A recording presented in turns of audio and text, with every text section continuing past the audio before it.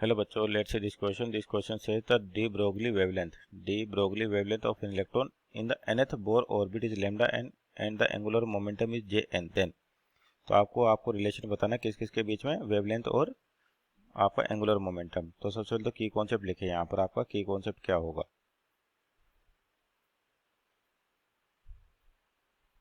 तो आपको तो वैल्यू चाहिए किसकी? डी ब्रोगली वेवलेंथ की, जिसको लेमडा एन के रखा है, और एंगुलर मोमेंटम।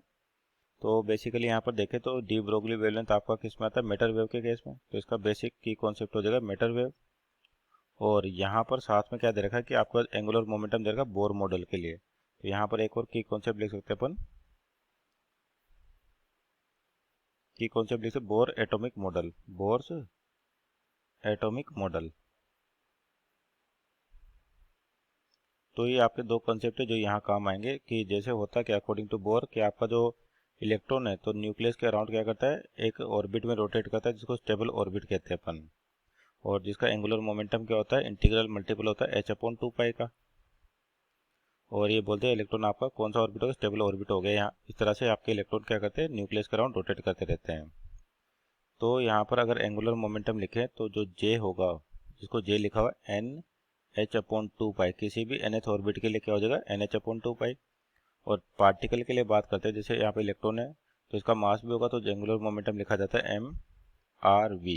जहाँ पे r तो क्या होगी? रेडियस। मान लेते इस वाले की बात करते हैं तो ये रेडियस अपने पास कोई nth ऑर्बिट ले लिया तो Rn।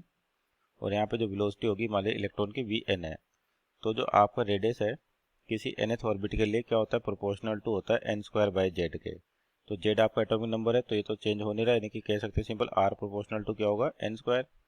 और उसी तरह से जो आपके पास वेलोसिटी होती है प्रोपोर्शनल टू क्या होती है? z/n। तो z की वैल्यू से अपने कोई काम नहीं, यानी कि 1/n। तो यहाँ से क्या कह सकते हैं अपने पास कि जो j आएगा एंगुलर मोमेंटम, तो मास और r प्रोपोर्शनल टू क्या है?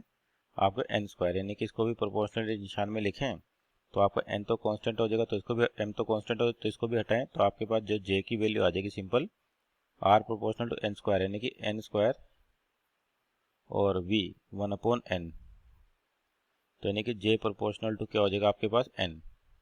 मान लीजिए इक्वेशन नंबर 1 है आपके पास। और दूसरा डी ब्रोगली वेवलेंथ कैसे लिखी जाती है आपके पास? तो डी ब्रोगली वेवलेंथ होती है लैम्डा इक्वल टू h/mv।